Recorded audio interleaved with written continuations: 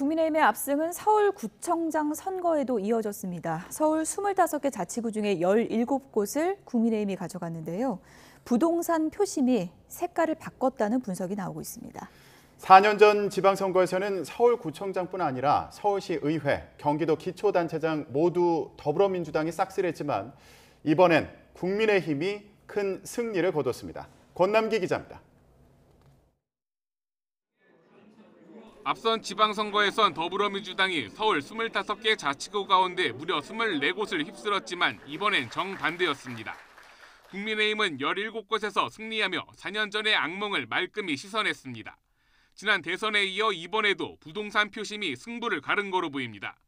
재건축 문제 등이 얽힌 이른바 한강벨트 가운데 성동을 뺀 10곳이 무더기로 국민의힘을 선택했습니다.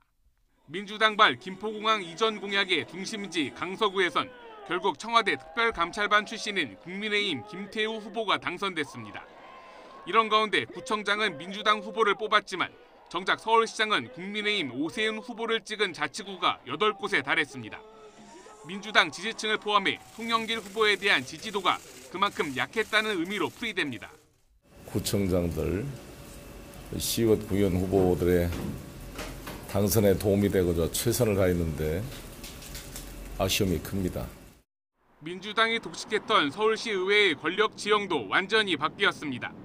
지난 2018년 지방선거에선 민주당이 당시 110자리 가운데 102석을 차지했지만 이번 선거에선 국민의힘이 112자리 중 60석 이상 과반을 차지했습니다.